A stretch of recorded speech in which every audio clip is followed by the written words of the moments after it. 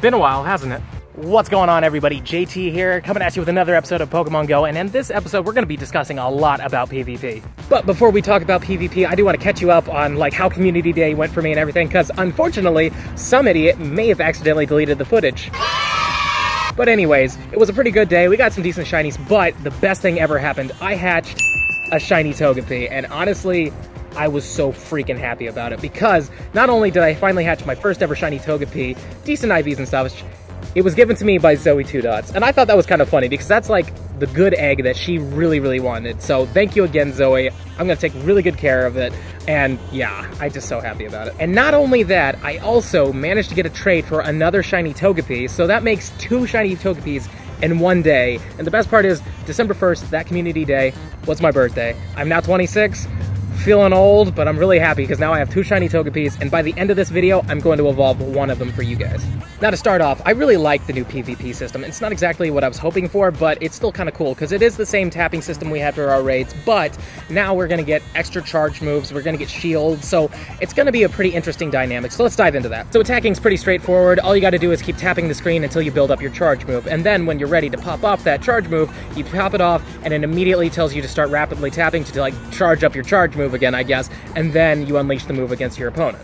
Now you can unlock a second charge move by paying a certain amount of Stardust and Candy, though we don't know how much it is right now, and then say you have Solar Beam and Flamethrower or something like that. Flamethrower charges up a little faster than Solar Beam does, so if you'd like, you can pop off a quick Flamethrower, or you can wait to build up the Solar Beam, just depending on the enemy you're fighting. Now let's say your opponent decides to fire off a charge move at you. You will get a slight warning that is about to happen, and if you have shields, you can deploy a shield. Now you only get 2 of them per battle, so use them wisely, but say you think you can defeat the Pokemon, but they're going to use a super effective move against you, you can deploy the shield, and then you can keep attacking them. So use them wisely, but this is a really cool addition. And that's pretty much it for PvP, but I will say the thing that I'm most excited for is the fact that we're getting 2 charge moves now, because not only does it work in PvP, it'll work in the raid system too. So now you can have a ton of Pokemon with 2 charge moves, and it just opens up so many cool options for the future. Now, one Pokemon I'm very excited to use in PvP is Heracross, and that's because it is a bug and fighting type Pokemon, which is a really cool dynamic to use for PvP. Not only will you be able to fight off things like Snorlaxes, Blissies,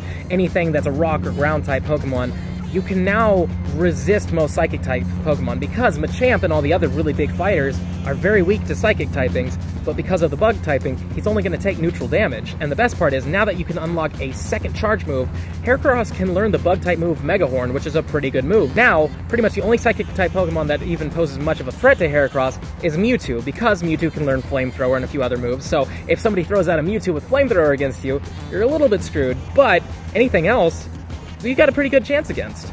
Now, IGN had the opportunity to play the PvP system a little bit ahead of time, get some testing in it, and, you know, basically show it off to everyone else. And in some of the footage they showed us, we got to see Regigigas and Heatran, which was a really cool thing to see. But third, and probably the coolest Pokemon in my opinion, is that we got to see Smeargle finally. And I'm very excited to see him there because he has a really cool dynamic that will make him an interesting Pokemon for PvP. For those of you who don't know, Smeargle is basically a normal type Pokemon. He's got a little paintbrush tail, and he has one move and one move alone. It's called Sketch.